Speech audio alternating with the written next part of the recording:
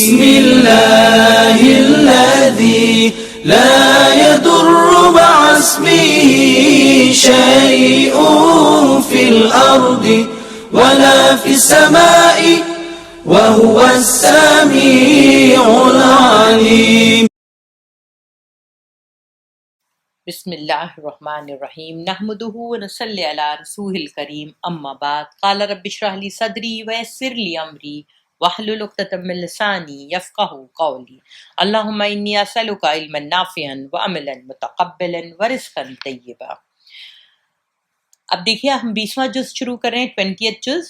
امن خلق السماوات والارض وانزل لکم من السماء ماء، بھلا وہ کون ہے جس نے آسمانوں اور زمین کو پیدا کیا اور تمہارے لیے آسمان سے پانی برسایا، پھر اس کے ذریعے سے وہ خوشنما باغ اگائے جن کے درختوں کا اگانا تمہارے بس میں نہ تھا۔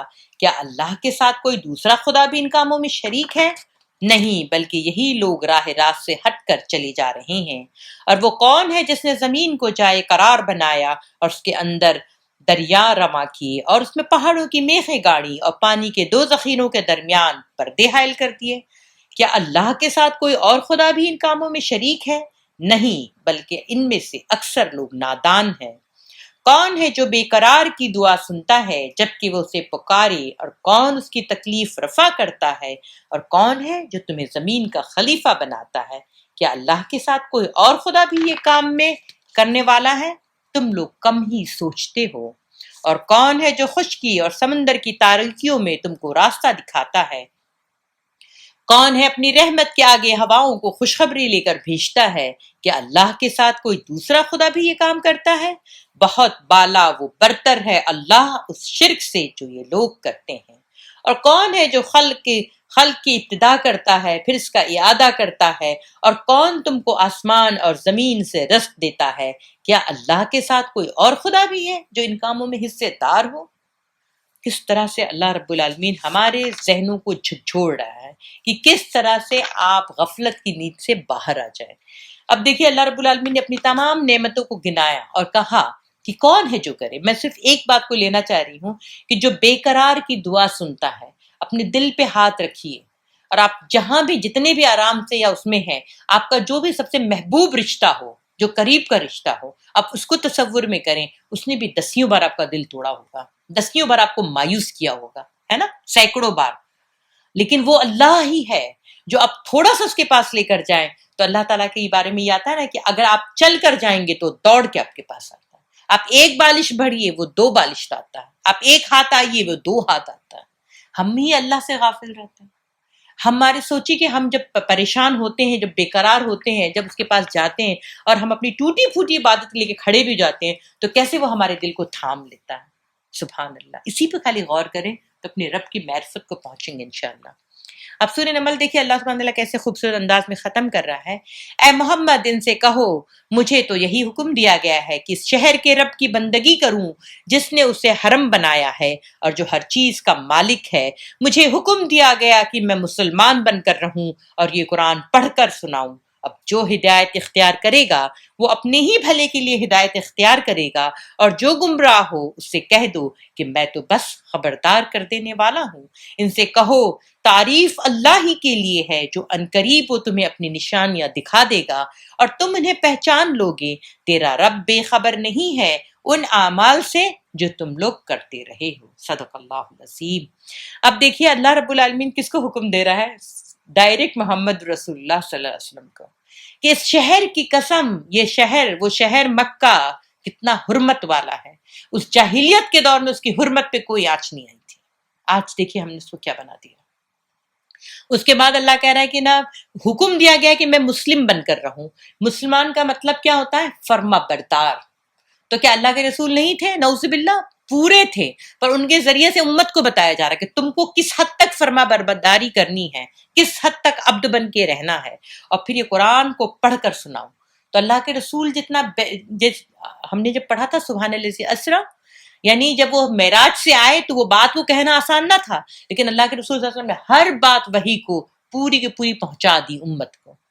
تو اللہ نے کیوں کہا یہ ہمارے لیے، آپ کے لیے، کہ ہم قرآن کو پڑھیں اور پڑھائیں. دیکھیے دنیا کی کوئی کتاب ایسی نہیں ہے کہ جو اس کو اتنی بار پڑھی جاتی ہو اور پڑھائی جاتی ہو. صرف کتاب یہ بولتے نا یہ الکتاب ہے، یہ قرآن کریم، یہ فرقان ہی ایسی ہے جو کتنی بار پڑھی جاتی ہے، پڑھائی جاتی ہے، سنی جاتی ہے، سنائی جاتی ہے. حدیث میں ایک ہے کہ تم میں سے بہترین وہ ہے جو قرآن کو پڑھے اور پڑھائے. اور ایک اور حدیث میں ہے، دیکھیے اس روح سے ابھی سامعین جتنے آپ لوگ ناظرین سن رہے ہیں، دیکھیے ہم لوگ بہترین لوگوں میں سے ہیں کہ جو کہ قرآن کو کیا کر رہے ہیں، فی الحال پڑھ رہے ہیں، پڑھا رہے ہیں، سن رہے ہیں، سنا رہے ہیں. تو اللہ ہمارے اس عمل کو بہت زیادہ تو قبول فرما لے. ایک اور حدیث کا مفہوم ہے کہ رسول اللہ صلی اللہ علیہ وسلم ابن مسعود سے فرماتے ہیں کہ مجھے قرآن سناؤ. تو وہ ابن مسعود فرماتے ہیں آپ کو جس پر نازل ہوا ہے اس پر؟ تو آپ صلی اللہ علیہ وسلم نے فرمایا ہاں. اب آپ لوگ جو ہے نا یہ اس سنت کو یہ بھی اپنا لیں کہ جس طرح سے آپ نے یہ تھوڑا سا محنت کی ہے، تھوڑی سی آپ نے کیا، تو 25 منٹ 30 منٹ کا جو بھی وقت آپ نکال رہے ہیں قرآن کے ساتھ، آپ کا ایک رشتہ بن گیا ہے. اس کو تھوڑی اور مضبوطی دیں. کوئی اور وقت میں کیا کریں، انہی پاروں کو یا پھر کوئی اور خوبصورت سورہ کو لے لیں آپ، اور کوئی اچھے قاری سے ان کی ریسیٹیشن سنیں. وہ جو قرأت ہوتی ہے اس کا اپنا ہی ایک انداز ہوتا ہے اور بہت بہترین طریقے سے اثر کرتی ہیں. اب دیکھیں ہم آتے ہیں سورۃ القصص کی طرف. یہ بھی مکی سورہ ہے. اللہ سبحانہ تعالیٰ فرما رہا ہے طاسیم تلک آیات الکتاب المبین، یہ کتاب مبین کی آیات ہیں. ہم موسیٰ اور فرعون کا کچھ حال ٹھیک ٹھیک تمہیں سناتے ہیں ایسے لوگوں کے فائدے کے لیے جو ایمان لائے ہیں. اللہ نے یہ لکھ کر رکھ دیا ہے کہ موسیٰ اور فرعون کی جو حالات جب بھی آپ بات کریں گے، ان پہ ڈسکس کریں گے، ان پہ غور و فکر کریں گے، اس میں آپ کو کچھ نہ کچھ فائدہ ہی ملے گا. یہ گارنٹی ہے اللہ کی طرف سے. اب اس پہ غور کریے گا. اور یوں کا تو میں تھوڑا پڑھتی ہوں تاکہ آپ سنیے اور اس قصے کو اچھے سے سمجھیں. واقعہ یہ ہے کہ فرعون نے زمین میں سرکشی کی اور اس کے باشندوں کو گروہوں میں تقسیم کر دیا. ان میں سے ایک گروہ کو ذلیل کرتا تھا، اس کے لڑکوں کو قتل کرتا، ان کی لڑکیوں کو جیتا رہنے دیتا. فی الواقعہ وہ مفسد لوگوں میں سے تھا، اور ہم یہ ارادہ رکھتے تھے کہ مہربانی کریں ان لوگوں پر جو زمین میں ذلیل کر کے رکھے گئے تھے، اور انہیں پیشوا بنائے اور انہی کو وارث بنائے. زمین میں ان کو اقتدار بخشیں اور ان سے فرعون و حامان اور ان کے لشکروں کو وہی کچھ دکھلا دیں جسے ان کا ڈر تھا. کتنی واضح الفاظ میں اللہ نے بات کہی ہے کہ فرعون کو کیا تھا، گھمنڈ تھا، اور اس کی وجہ سے وہ سرکشی یعنی بغاوت کر رہا تھا. بغاوت کس سے؟ اپنے رب سے. اور اس کے بعد وہ کیا کہہ رہا تھا، ایک گروہ کو، ایک گروپ کو کیا کرتا تھا، ذلیل کرتا تھا. آج بھی آپ دیکھیں دنیا میں جو ظلم ہوتا ہے تو ان کے لڑکوں کو مار دیا جاتا ہے.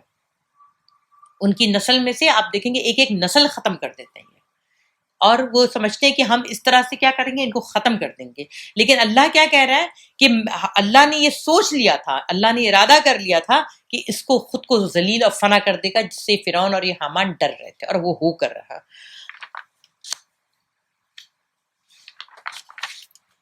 اب آپ سوچئے کہ فرعون، پرورش موسیٰ علیہ السلام کی کس نے کی؟ اس فرعون نے جس نے تمام لوگوں کے بچوں کو قتل کیا. لیکن اللہ نے جب خالی ارادہ کیا کہ موسیٰ کی پرورش کہاں ہوگی، اس کے اپنے ہی پیلس میں، اس کے اپنے مال سے، اور موسیٰ علیہ السلام کی پوری سیکیورٹی اس کی سیکیورٹی والے ہی دے رہے تھے. صحیح. اور اس کے مطلب بہترین طریقے سے، مطلب کوئی ایسا ویسا گھر نہیں لیا تھا اللہ نے، اسی کا گھر چن لیا، اسی کا محل چنا، اسی کے ہی گارڈز اور سیکیورٹی والے لوگ جو تھے کس کی حفاظت کر رہے تھے، موسیٰ علیہ السلام کی.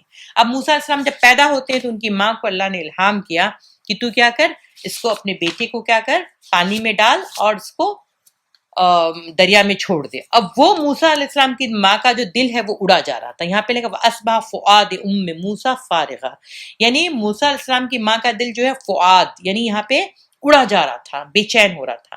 میں تھوڑا دل کے تعلق سے بھی آپ کو بتا دوں بات کہ قرآن جو ہے 3 قسم کے دل کی بات کرتا ہے. ایک فؤاد جو کہ الٹ پلٹ ہوتا رہتا ہے، ٹھیک ہے. ایک قلب جس کو ہم قلب سمجھتے ہیں نا، دل.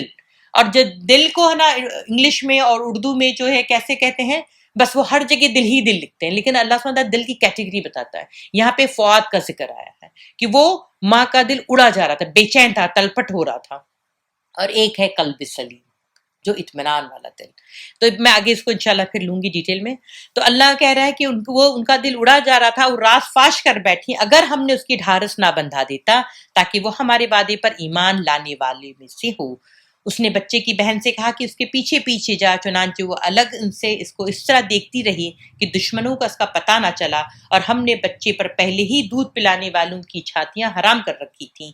یہ حالات دیکھ کر اس لڑکی نے ان سے کہا، میں تمہیں ایسے گھر کا پتہ بتاؤں جس کے لوگ اس کی پرورش کا ذمہ لیں اور خیر خواہی کے ساتھ اسے رکھیں۔ اس طرح ہم موسیٰ کو اس کی ماں کے پاس پلٹا لائے تاکہ اس کی آنکھیں ٹھنڈی ہو اور وہ غمگین نہ ہو اور جان لے کہ اللہ کا وعدہ سچا ہے، مگر اکثر لوگ اس بات کو نہیں جانتے۔ اب دیکھیے کتنی خوبصورت طریقے سے اللہ نے انتظام کروایا۔ فرعون کا گھمنڈ وہیں ٹوٹ رہا ہے، اسے پتہ ہی نہیں چل رہا کہ اس کے گھر میں کیا ہو رہا ہے، اور وہ وہاں پہ پرورش میں لگا ہوا۔ اللہ نے موسیٰ علیہ السلام کو سارے دودھ حرام کر رکھے تھے، ماں وہیں پہنچ گئے۔ اچھا، موسیٰ علیہ السلام کے اس میں نا آپ ایک بات یہ بھی یاد کریں، ان کی زندگی میں 4 خواتین کی بڑی قربانی اور محنت کی وہ ہے۔ دیکھیں، ایک تو ان کی اپنی اماں جو ان کی سگی والدہ، اور دوسرے آسیہ۔ حضرت آسیہ کون تھی؟ فرعون کی بیوی، جس نے پرورش کی موسیٰ علیہ السلام کی۔ تیسری ان کی بہن، یہ بہن جو تھی بہت چھوٹی تھی اور اس نے اپنے حصے کا کام کیا کہ موسیٰ علیہ السلام کو اپنی ماں سے جوڑنے کا۔ چوتھی ان کی بیوی، جب وہ اپنی بیوی سے ملیں گے انشاءاللہ تو ہم پہنچیں گے اسی قصے میں انشاءاللہ پہنچیں گے۔ اب آپ دیکھیں اللہ سبحانہ تعالیٰ فرماتا ہے کہ جب موسیٰ اپنی پوری جوانی کو پہنچ گیا اور اس کی نشوونما مکمل ہو گئی تو ہم نے اسے حکم اور علم عطا کیا۔ اللہ نے تمام پیغمبروں کے تعلق سے یہی بات کی۔ دیکھیں آپ یوسف میں بھی پڑھیں اور اس میں بھی آیا ہے کہ حکم اور علم، تو آپ اپنے لیے خالی علم نہ مانگا کریں۔ خالی علم کیا کرتا ہے؟ وہ صرف دنیا پرستی میں بھی مبتلا کر سکتے ہیں، تو علم اور حکمت کے ساتھ مانگا کریں۔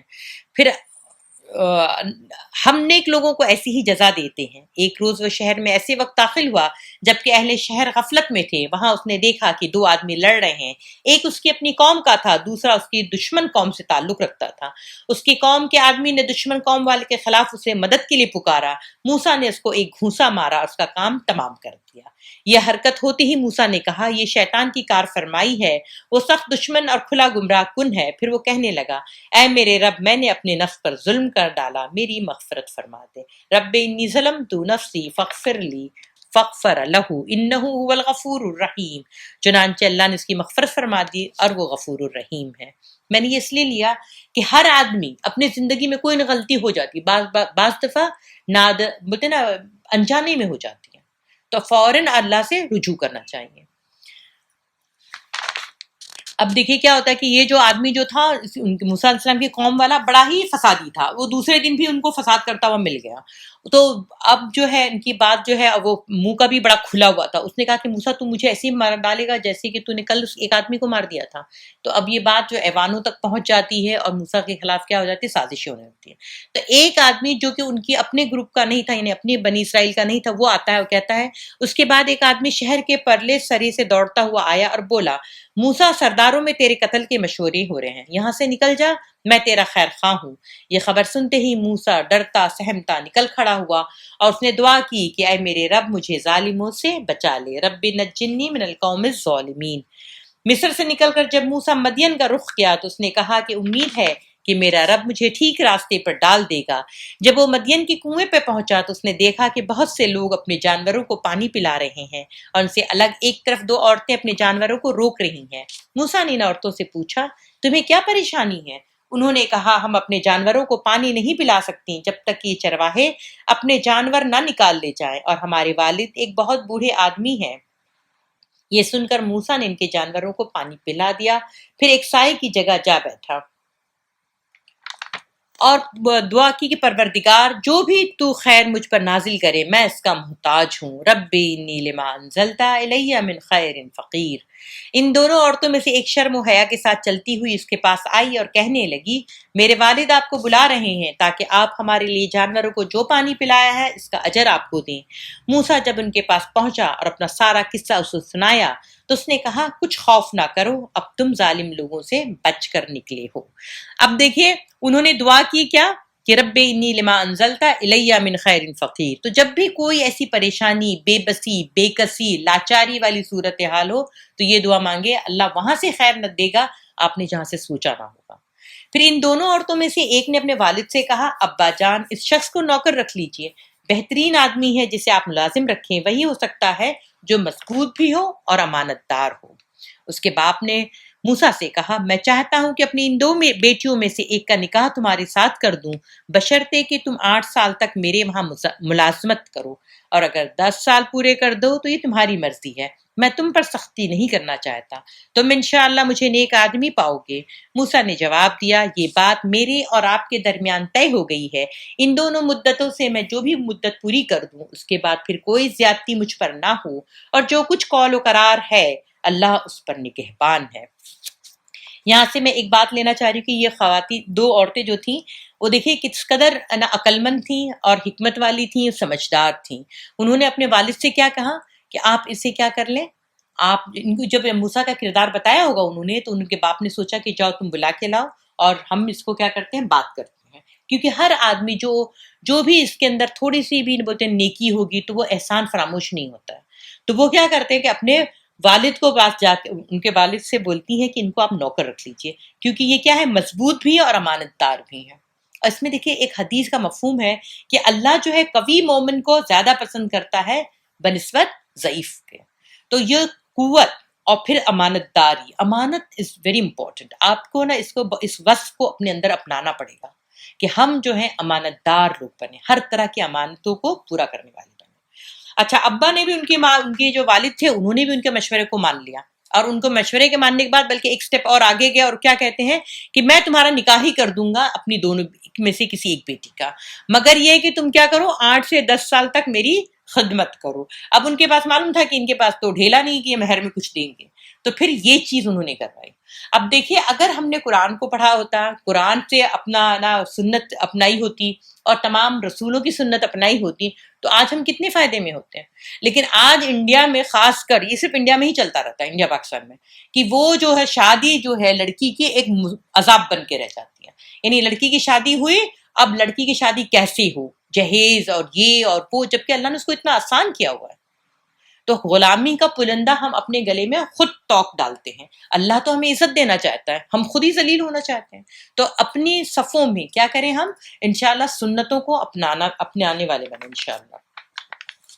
آگے اللہ کہہ رہا ہے کہ اب دیکھیں کس طرح سے موسیٰ علیہ السلام جو ہے ان کی خدمت کرتے ہیں، پھر وہاں سے وہ 8-10 سال کی مدت پوری کر دیتے ہیں، پھر وہ اپنے بیوی بچوں کو اجازت لے کے اپنے سسر سے آ جاتے ہیں، اور وہ طور پر جا رہے ہوتے ہیں کہ اور اپنے فیملی سے کہتے ہیں کہ میں ذرا جاتا ہوں آگ لے کر آتا ہوں، گئے تھے آگ لینے، نبوت ملتی ہے، اور اللہ ان کو کیسی نبوت دیتا ہے کہ جاؤ، اور پھر ساتھ میں بہت سارے معجزے دیتا ہے، وہ عصا والا اور وہ ہاتھ جو بغل میں ڈالتے ہیں اور چمکتا ہوا سورج کی طرح نکلتا ہے۔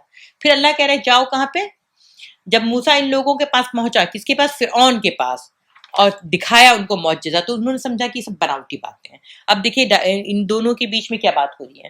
اور فرعون نے کہا اے اہل دربار، میں تو اپنے سوا کسی کو خدا نہیں جانتا، حامان ذرا اینٹیں پکوا کر میرے لیے ایک اونچی عمارت تو بنا، شاید کہ اس پر چڑھ کر میں موسیٰ کے خدا کو دیکھ سکوں، میں تو اسے جھوٹا سمجھتا ہوں۔ اس نے اور اس کے لشکروں نے زمین میں بغیر کسی حق کے اپنی بڑائی کا گھمنڈ کیا اور سمجھے کہ انہیں کبھی ہماری طرف پلٹنا نہیں ہے۔ آخر کار ہم نے اس کے اور اس کے لشکروں کو پکڑا اور سمندر میں پھینک دیا۔ اب دیکھ لو ان ظالموں کا کیسا انجام ہوا۔ اب دیکھیے فرعون جو ہے وہ کب سے اللہ اس پہ چوٹ لگائے، تو اس کے گھر میں، اس کے محل میں ہی پلوا لیا بچے کو، اس نے اتنا جتنے ذبح کرنا تھا لڑکوں کا ذبح بھی کر کے اپنا سر پہ گناہ بھی لے لیا، ہوا وہی چیز جو اللہ نے چاہی تھی۔ اور اب یہی موسیٰ علیہ السلام جب اس کے دربار میں پہنچ کے اللہ کی دعوت دیتے ہیں تو ایک گھمنڈ میں کیا کہتا ہے، میں تو کسی خدا کو نہیں جانتا، اور اپنے مشورے کا اپنا جو مشیر جو اس کا ہوتا ہے حامان، جو اس کو مشورے دیتا رہتا ہے، اس کو کہتا ہے اینٹیں پکوا کر اور میرے لیے کیا کہ ایک اونچی عمارت بنا۔ اونچی عمارت جو ورٹیکل بلڈنگ ہوتی ہے یہ ہمیشہ گھمنڈ کی نشانی ہوتی ہے، یہ ہمیشہ اللہ کے ساتھ بغاوت کی نشانی ہوتی ہے۔ تو جہاں بھی جو بھی بناتا ہے وہ اللہ کی کیا کرتا ہے، عذاب کو آواز دے رہا ہوتا ہے۔ اس نے کہا کہ اونچی عمارت میں بناتا ہوں اور اس پہ چڑھ کر موسیٰ کے خدا کو دیکھوں گا، اس قدر وہ باغی ہو گیا تھا۔ اور اللہ کہہ رہا ہے کہ اس نے بغیر کسی حق کے گھمنڈ کیا، تو اللہ نے بھی کیا کہا کہ میں اس کو ڈباتا ہوں، اور کس کی آنکھ کے سامنے ڈبائے گا، اللہ سبحانہ تعالیٰ جو کہ کمزور بنائے گئے، یعنی بنی اسرائیل کے سامنے۔ اچھا میں یہاں پہ 3 باتیں تین پوائنٹس آپ نوٹ کر لیں کہ آج کے مادہ پرست دور میں، آج کی جو کیپٹلسٹ سوسائٹی ہے اس کے دور میں، یہ جو کیپٹلزم ہے یہاں پہ بھی یہ تینوں ہیں، یہ فرعون، حامان اور قارون۔ فرعون کون ہے؟ جو طاقت کی نشانی ہے، گھمنڈ کی علامت۔ تو آپ جیسے دیکھیں کہ اگر ہم دیکھیں کہ امریکہ جو ہے اب تو خیر فنا کی کگار پہ ہے، بس وہ بولتے ہیں نا it is a matter of time, جب ہو جائے، اب وہ ایک دم ختم ہونے پہ ہے. لیکن اس نے جو بات کی تھی آج سے 10-15 سال پہلے کہ وی ول اسموک دیم آؤٹ، اتنی گھمنڈ سے بات کی تھی افغانستان میں، وی ول اسموک دیم آؤٹ، اور آج خود دم دبا کے چوہے کی طرح بھاگ رہا ہے. تو یہ جو ہے، یہ فرعون جو ہے، یہ طاقت اور گھمنڈ کی علامت، یہ جہاں جہاں اللہ نے جس دور میں بھی ایسے لوگوں نے کیا، اللہ انہی کے کمزور ترین لوگوں سے ان کا سر توڑا ہے، اس گھمنڈ کا سر توڑا ہے. وہ دیکھیں گے آپ. دوسری جو ہے وہ حامان، اس کا مشیر کار. آپ دیکھتے ہیں آج کل مائک پیمپیو، وہ ہر جگہ جہاں جاتا ہے اپنی خباثت لے کے جاتا ہے جب ہے، اور سکیمنگ لے کے جاتا ہے، اور انسانیت کے خلاف کام کرتا ہے، صرف انسانیت کے خلاف کام کرتا ہے. تو اس طرح کے جو مشیر کار جہاں بھی بڑھتے ہیں، جہاں پہ یہ چانکیہ ٹائپ کے لوگ ہوتے ہیں، وہ یہ کہ یہی مشورہ دیتے رہتے ہیں. تیسرا ہے قارون. قارون یعنی وہ ساہوکار، وہ سرمایہ کار. وہ کون سرمایہ کار تھا؟ یہ قارون کون تھا؟ قارون بنی اسرائیل کا تھا. یہ موسیٰ علیہ السلام کے قبیلے سے تعلق رکھتا تھا، لیکن اس نے اپنی قوم کا سودا کیا اور جا کے فرعون کے ہاتھ میں بیچا، اور اس کی چاپلوسی کر کر کے وہ مالدار بن گیا. تو آپ دیکھتے ہیں کہ وہ اس کے اتنے مال تھے کہ پوچھو مت. لیکن یہ جیسے آپ دیکھتے ہیں کہ آج کی دنیا میں جتنے بھی ساہوکار لوگ ہیں، بڑے انویسٹرز ہیں، بل گیٹس کو دیکھ لیں، ہمارے ریلائنس کو دیکھ لیں، یہ سارے لوگ کتنی خیر خواہی کا کام کر رہے ہیں. اور اللہ نے کیا کہا ہے جب یہ شروع ہی کی تھی یہ سورہ، کہ جو بھی اس پہ غور و فکر کرے گا وہ ہمیشہ فائدے میں رہے گا. تو قرآن کو پڑھنے والا، سمجھنے والا بنے. پھر آگے اللہ کہہ رہا ہے، دیکھیں قارون کے بارے میں یہ واقعہ ہے کہ قارون موسیٰ کی قوم کا ایک شخص تھا، پھر وہ اپنی قوم کے خلاف سرکش ہو گیا، اور ہم اس کو اتنے خزانے دے کے رکھے تھے کہ اس کی کنجیاں طاقتور آدمیوں کی ایک جماعت مشکل سے اٹھا سکتی تھی. ایک دفعہ جب اس کی قوم کے لوگوں نے اس سے کہا کہ پھول نہ جا، اللہ پھولنے والے کو پسند نہیں کرتا. جو مال اللہ نے تجھے دیا ہے اس سے آخرت کے گھر بنانے کی فکر کر، اور دنیا میں سے بھی اپنا حصہ فراموش نہ کر. احسان کر جس طرح اللہ نے تیرے ساتھ احسان کیا ہے، اور زمین میں فساد برپا کرنے کی کوشش نہ کر. اللہ ان اللہ لا يحب المفسدین، اللہ فساد کرنے والوں کو پسند نہیں کرتا. تو اس نے کہا یہ سب کچھ تو مجھے اس علم کی بنا پر دیا گیا جو مجھ کو حاصل ہے. کیا اس کو یہ علم نہ تھا کہ اللہ اس سے پہلے بہت سے ایسے لوگوں کو ہلاک کر چکا ہے جو اس سے زیادہ قوت اور جمعیت رکھتے تھے؟ مجرموں کو تو ان کے گناہوں کو نہیں پوچھے جاتے. اب دیکھیں اللہ سبحانہ تعالیٰ قارون کے بارے میں بتا رہا ہے کہ اس کے پاس اتنی تھی کہ بولتے کتنے 100-700 اونٹ جو اس کی چابیاں لے کے چلتے تھے تو بھی اس کا لوڈ نہیں اٹھا پاتے تھے. اس کے بعد یہ اس کے اندر فخر کا بہت تھا کہ میں اتنا امیر ہو گیا، کیونکہ اس کی قوم پہ ظلم ہو رہا تھا، مگر اس نے اپنی قوم کا سودا کیا ہوا تھا. آج دیکھیے آج ہمارے صف میں ایسے کتنے لوگ ہیں جو اپنی قوم کا سودا کرتے ہیں. ایک راجیہ سبھا کی سیٹ کے لیے وہ اپنی قوم کو بیچ سکتے ہیں. اور پھر اس نے جب ان کو کہا جاتا ہے تو فساد مت کر، اللہ نہ یہ پسند نہیں کرتا، احسان کر جیسے اللہ نے تیرے پر احسان کیا، تو اس نے کیا کہا کہ یہ تو میرے علم کی بنا پر ملے ہیں. آپ دیکھیں جس کے پاس بھی تھوڑا پیسہ مل جاتا ہے اور جس کا دماغ میں فطور آ جاتا ہے، تو اس کو جب بھی آپ بات کریں تو اس کو یہ نہیں ہوتا کہ اللہ کی رحمت ہے یا اللہ کا کرم ہے. اس کو یہ لگتا ہے کہ یہ اس کی صلاحیت ہے، اس کی قابلیت ہے، یہ اس کا علم ہے جو اس کو اتنے سارے چیزیں نا برکتیں لا رہا ہے، یہ اتنا جو فائدے ہو رہے ہیں، یہ جو مال مل رہا ہے، یہ میری قابلیت اور میرے علم کے بنا پر مل رہا ہے. جبکہ اتنی ہی محنت اور اتنی ہی قابلیت کسی اور میں بھی ہوتی ہے، لیکن اللہ نے جس کو دیا ہوتا ہے تو اس کو بلکہ اللہ کا احسان مند ہونا چاہیے. دیکھیے سب سے پہلے بندگی کی یہ علامت میں سے ہے کہ جو بھی نعمت آپ کو ملے آپ اس کو کس کو سمجھیں، وہ آپ اس کو امانت کے طور سے استعمال کریں، اور دوسرے اپنے جو اس مالک کو خوش کرنے میں لگائیں. اب ہم آتے ہیں سورہ عنکبوت کی طرف. یہ ہے عنکبوت، اس کے جو ہے معنی ہے مکڑی. اب دیکھیں انشاءاللہ ہم شروع کرتے ہیں. الف لام میم احسب الناس ان یترکوا ان یقولوا آمنا وهم لا یفتنون. اب دیکھیں یہ شروع ہوتی ہے حروف مقطعات سے، الف لام میم. اب یہ جو الف لام میم جب بھی آتا ہے تو اس کے بعد اللہ نے اپنی کتاب کے بارے میں کہا، جیسے ہم بقرہ میں پڑھیں کہ ذالک الکتاب لا ریب فیہ. لیکن یہاں پہ اور سورہ روم میں دو جگہ اللہ نے کیا کیا ہے، پیغام کو بدل دیا ہے کہ اگر ذالک الکتاب لا ریب فیہ ھدی للمتقین، اور ایسی ہر جگہ اللہ نے کتاب کے بارے میں بات کی ہے. تو یہاں پہ اللہ کہہ رہا ہے کیا لوگوں نے یہ سمجھ رکھا ہے کہ وہ بس اتنی کہنے پر چھوڑ دیے جائیں گے کہ ہم ایمان لائے اور ان کو آزمایا نہ جائے گا؟ حالانکہ ہم ان سب لوگوں کی آزمائش کر چکے ہیں جو ان سے پہلے گزرے ہیں. اللہ کو تو ضرور یہ دیکھنا ہے کہ سچے کون ہیں اور جھوٹے کون ہیں. کیا وہ لوگ جو بری حرکت کر رہے ہیں سمجھے بیٹھے ہیں کہ ہم سے بازی لے جائیں گے؟ بڑا غلط حکم ہے وہ جو لگا رہے ہیں. اب دیکھیے اللہ رب العالمین یہاں پہ فرما رہا ہے کہ کیا لوگوں نے صرف سمجھا کہ ہم نے ایمان لایا اور بس چھوٹ جائیں گے؟ اب دیکھیے کتنی بات ایسی سمجھ میں آ رہی ہے کہ نا اتنی بار ہم الف لام میم پڑھے تو اللہ نے اپنی کتاب کے بارے میں بتایا. ہم نے کتاب کو پڑھ لیا، ہم نے سمجھا کہ ہم نے بڑی تیر مار لی، اب ہم بڑے متقی ہو گئے. ایسا نہیں ہے. اب اللہ یہاں پہ کہہ رہا ہے کہ وہ خالی ایمان لائے اور ہم ایمان لائے اتنا کہنے سے نہیں چھوڑے جائیں گے، اللہ ضرور آزمائے گا. اب دیکھیے ایک بار کیا ہوا تھا، میں آپ کو واقعہ بتا دوں کہ حضرت خباب بن ارت رضی اللہ تعالیٰ عنہ بیٹھے تھے اور آپ صلی اللہ علیہ وسلم کو جیسے ہی دیکھتے تو انہوں نے کہا اللہ کے رسول کب ہماری آزمائش ختم ہوگی، اللہ کی مدد کب آئے گی؟ تو اللہ کے رسول صلی اللہ علیہ وسلم کا چہرہ جو نا سرخ ہو گیا اور پھر انہوں نے یہ آیت پڑھی. اسی طرح سے اب سورہ بقرہ میں بھی ہے، آل عمران میں بھی ہے. کیا تم نے سمجھ رکھا کہ تم جنت میں ایسے ہی داخل ہو جاؤ گے حالانکہ ابھی تم پر وہ حالات نہیں گزرے جو تم سے پہلے گزرے ہوئے لوگوں پر گزر چکے ہیں؟ پھر آل عمران میں اللہ فرماتا ہے کیا تم نے سمجھ رکھا کہ جنت میں داخل ہو جاؤ گے حالانکہ ابھی اللہ نے تو دیکھا ہی نہیں کہ تم میں سے جہاد میں جان لڑانے والے اور پامردی دکھانے والے کون ہیں؟ تو اللہ سبحانہ رب العالمین ہمیں بار بار یہ بتا رہا ہے.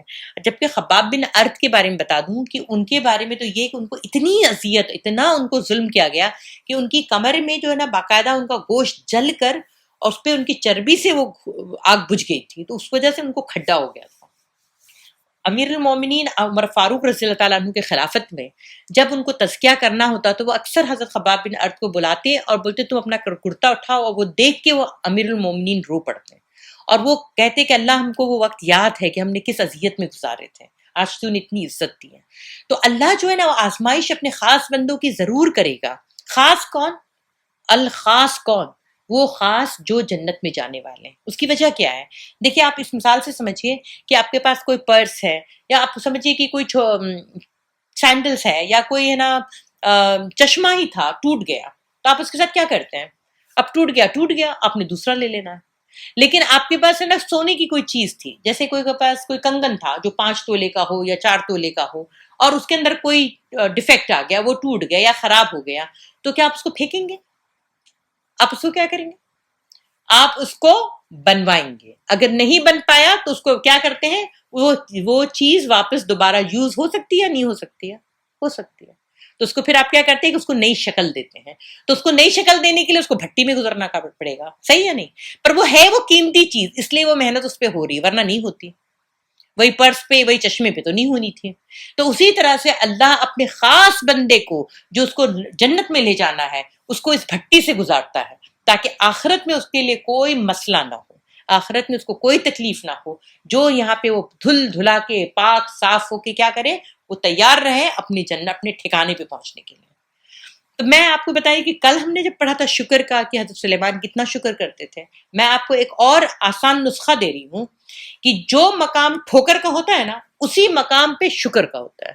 جیسے آپ کو کوئی تکلیف پہنچی، کوئی اذیت پہنچی، کسی نے دکھ دیا، کہیں نقصان ہو گیا، کسی نے چیٹنگ کر دی، فوراً آپ سجدہ شکر میں جائیں اور اللہ کا شکر ادا کریں اور اللہ کرے اس میں سے مجھے خیر ڈال دے، کیونکہ اللہ نے آپ کو چن لیا ہے کہ آپ کو یہ پریشانی اگر آئی ہے. تو جس دن آپ یہ معاملہ اپنے رب کے ساتھ ایسا رکھیں گے، آپ دیکھیے گا دنیا بھی آپ کی، آخرت بھی انشاءاللہ آپ کی. میں ایک بات بتانا چاہ رہی تھی کہ ٹائم ہو جائے گا لیکن سن لیجئے، بعض دفعہ چیزیں بڑی صاف ہو جاتی ہیں. ایک علی بنات والا تھا، وہ آج سے 6-7 سال پہلے اس کا انتقال ہو گیا تھا بیچارے کا. اللہ اس کی مغفرت فرمائے، اس کے درجات کو بلند کرے اور اس کی قبر میں اللہ روشنی بھر دے.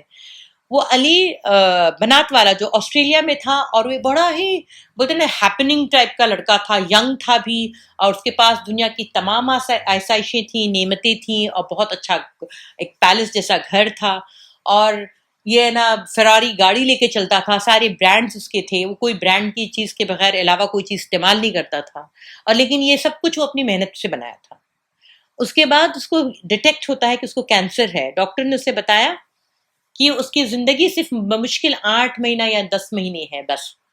اس کو جب یہ بات پتہ چلتی ہے علی بنات والے کو، تو اس کے دل میں یہ بات آتی ہے، اس کے دماغ میں کہیں تحت شعور میں تو یہ بات تھی کہ اللہ کے کچھ احکام ہے جو میں پورے نہیں کر رہا ہوں، اور اس کو یہ لگا کہ بس میرے پاس 8-9 مہینہ ہے تو یہ بھی اللہ نے مجھے کیا دیا ہے، ایک طرح سے بونس دیا ہوا ہے، میں اس کا فائدہ اٹھاتا ہوں، اور اس نے پورے بزنس کو 2 مہینے میں سمیٹا، ساری چیزیں آسٹریلیا سے بیچی اور افریقہ کے ایک ملک میں چلا گیا، اور وہاں پہ اللہ کے بندوں کی خدمت کرنے لگا، مطلب غریبوں کو جتنا وہ آرام پہنچا سکے، ان کی ضرورتوں کو دور کر سکے، وہ کام کرنے لگا، اور ان کے بیچ میں رہنے لگا، بالکل معمولی کپڑوں میں، معمولی گھر میں، بغیر کسی لگژری کے، جب کہاں تو وہ پورے برانڈ کے ساتھ رہتا تھا، اور جو اس کی زندگی ڈاکٹر نے کہی تھی 8-9 مہینہ ہے، ایک سال کے اندر اندر اس کو مطلب ختم ہو جانے کی بات تھی، تو اللہ نے اس کو زندگی اتنی دے دی کہ وہ 4-4.5 سال رہا، اور اس دوران اس نے اللہ سے جو توبہ کی اور جو اپنا وہ کیا کہ اس کوئی حد نہیں۔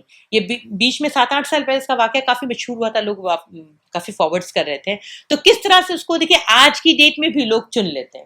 اس نے کیا سمجھا، اگر وہ کینسر کو وہیں ہائے توبہ مچا لیتا تو کیا کر سکتا تھا، وہ تو وہیں مر جاتا، اس کے پاس تو نہ کوئی آگے پیچھے رہتا رونے والا نہ کچھ، اور جو اس کا مال اگر بچتا تو وارثوں نے اس کو لٹا کے کیا کرنا تھا، جو بھی لیتا جہاں بھی ملتا، اب حساب تو اس کو دینا تھا، لیکن اس نے اب اللہ کی راہ میں اپنی خوش دل جمی کے ساتھ لگا دیا، اب دیکھیے آخرت میں انشاءاللہ اس کو کتنا اللہ قبول کرے گا، تو اللہ ہمیں وہ سمجھ دے۔ اب دیکھیے میں آئی ہوں یہاں پہ اس سورہ عنکبوت کے جو آیت ہے جس سے یہ سورہ کا نام آیا ہے، وہ آیت ہم پڑھتے ہیں انشاءاللہ۔ جن لوگوں نے اللہ کو چھوڑ کر دوسرے سرپرست بنا لیے ہیں، ان کے مثال مکڑی جیسی ہے جو اپنا ایک گھر بناتی ہے، اور سب گھروں سے زیادہ کمزور گھر مکڑی کا گھر ہوتا ہے۔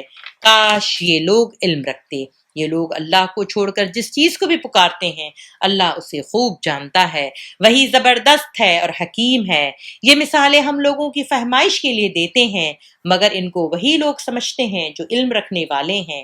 اللہ نے آسمانوں اور زمین کو برحق پیدا کیا ہے، در حقیقت اس میں ایک نشانی ہے اہل ایمان کے لیے۔ اللہ نے کہا ایک نشانی ہے عنکبوت کے گھر میں، کیا نشانی ہو سکتی ہے؟ غور کریے۔ اب دیکھیں اللہ رب العالمین جب بتا رہا ہے کہ نا مکڑی کا گھر جو ہے، سارے گھروں میں کمزور گھر، اب مکڑی کے گھر دیکھنے کے لیے آپ کو نہ سفر کرنے کی ضرورت ہے، نہ کوئی زو میں جانے کی ضرورت ہے، نہ جنگل میں جانے کی ضرورت ہے، دائیں بائیں گھمائے کہیں بھی آپ کو مکڑی کا جالا نظر آ جائے گا۔ بامبے جیسے گھر میں بھی مکڑی جو ہے اکثر جو جالے وہ وائٹ بنا ہی لیتی ہے، آپ دیکھیں وہ کتنا کمزور گھر ہوتا ہے۔ تو اللہ کہہ رہا ہے کہ جو اللہ کے سوا جو ہے کسی کو بھی اپنا خدا بناتے ہیں، وہ اتنی کمزور چیزوں سے اپنی آستھا اپنے امیدیں وابستہ کر لیتے ہیں۔ تو سوچے تف ہے ایسے سوچ پہ۔ اس کے بعد اتنا کمزور چیز اگر جالا لگ گیا ہے تو اللہ اس میں ایک اور حکمت بتا رہا ہے کہ کمزور تو ہے، مگر اگر اس جالے کو آپ نے اتارنے کا سوچا، آپ نے سوچا کہ یہ جالا لٹک رہا ہے، میں اسے ختم نہیں پسند ہے، میں ہٹا دیتی ہوں، صفائی کرتی ہوں، تو آپ کو کیا سوچنے سے وہ ہٹ جائے گا؟ ہے تو کمزور، آپ نیچے سے پھونک مارے وہ اڑ جائے گا؟ نہیں اڑے گا۔ آپ کو کیا ضرورت ہے؟ ایک ایفرٹ کی۔ کیسے ایفرٹ کی؟ آپ کو کوشش کریں گے، آپ نے جھاڑو لینا ہے یا ڈسٹنگ لینی ہے یا پھٹکی لینی ہے، جھٹکی لینی ہے، اور آپ نے اس پہ لگانا ہے، تب وہ گر جائے گا، تب وہ ختم ہوگا۔ تو اسی طرح سے اللہ کہہ رہا ہے کہ اگر تمہارے دل کے اوپر یہ آنا خواہشوں کا اور ہے نا دنیا پرستی کا کوئی جالا ایسا لگ گیا ہے، تو بغیر کوئی ایفرٹ لیے، بغیر کوئی کوشش کے وہ نکلنے والا نہیں ہے نا۔ وہ کوشش جو ہے، وہ جو صفائی ہے، وہ طہارت جو ہے، وہ پاکیزگی ہے، وہ جو تزکیہ ہے، وہ قرآن سے ہوگا۔ تو اللہ وہ بتا رہا ہے کہ جتنا کمزور صحیح پر ایفرٹ لگنا ہے تو آپ کو ایفرٹ لگانا پڑے گا۔ اس کے علاوہ میں نے کوشش کی ہے کہ میں سائنٹیفک جو آج کل نئی نئی چیزیں آتی ہیں اس کو غور کرتی رہتی ہوں۔ اچانک مجھ سے ٹکرایا ہے یہ بات کہ جو ویب ورلڈ ہے، یہ جو ویب ورلڈ ہے وہ کیا ہے؟ جو انٹرنیٹ کی دنیا ہے اس کو ویب ورلڈ کہا جاتا ہے۔ اور ویب کس کو بولتے ہیں؟ اسپائڈر کی جو مکڑی کے جو جالے کو ویب کہا جاتا ہے۔ تو یہ ویب ورلڈ ہے۔ تو ویب ورلڈ میں بھی اگر آپ دیکھیں جو انٹرنیٹ ہے، اور اس کو جو ہم سمجھتے ہیں کہ انسان نے کیا ترقی کر لی ہے اور انسان نے یہ پہنچ گیا ہے، وہ کر لیا ہے، ان ساری ترقی کے پیچھے بھی اس نے دنیا کو کتنا ڈیمیج کیا ہے، انوائرمنٹ کو کتنا ڈیمیج کیا ہے، اپنے نفس کو کتنا ڈیمیج کیا ہے، انسانیت کو کتنا ڈیمیج کیا۔ اور پھر آپ یہ کبھی غور کریے کہ جو ویب ورلڈ ہے، جو انٹرنیٹ ہے، اور جو سیٹلائٹ سے جس کا کنیکشن ہے، آپ دیکھیں آپ ہے نا فلائٹ کو بھی ٹریس کر سکتے ہیں کہ فلائٹ کہاں پہنچی، کیسے جا رہی ہے، کیا کر رہی ہے، کیونکہ آپ کے جو موبائل میں وہ سسٹم دیا ہے، جو GPS ہے وہ آپ کو ٹریس کرتا رہتا ہے، ٹھیک۔ لیکن یہ سارا سسٹم اگر سیٹلائٹ کو ایک سیٹلائٹ کو ختم کر دیا جائے تو یہ سارا کچھ دھڑام سے بیٹھ جائے گا. تو جس طرح سے اللہ نے بتایا کہ وہ ویب، وہ مکڑی کا جالا بھی ایسے ایک کوشش سے ختم ہو سکتا ہے، تو یہ بھی اتنا تام جھام اللہ کو ختم کرنے میں کتنا ٹائم لگے گا. اور پھر ہم پیچھے پڑ چکے ہیں کہ اللہ نے کہا کہ جو اس بات پہ غور و فکر کرتے ہیں اللہ اس میں نشانی دیتا ہے. اور خود اس سورہ میں ہے کہ اللہ کہہ رہا ہے اللہ نے آسمان اور زمین کو برحق پیدا کیا ہے، در حقیقت اس میں ایک نشانی ہے اہل ایمان کے لیے. اور اس کے علاوہ مکڑی کا جالے میں ایک اور بات غور کریے، یہ نفسیاتی طور سے بتا رہی ہوں میں کہ جو ماہر نفسیات ہوتے ہیں وہ کہہ رہے ہیں، میں نے شیخ یاسر فزاگا کو سنی تھی، وہ امریکن ہے، وہ بلیک امریکن ہے، مگر بہت ہی خوبصورت لیکچرز دیتے ہیں.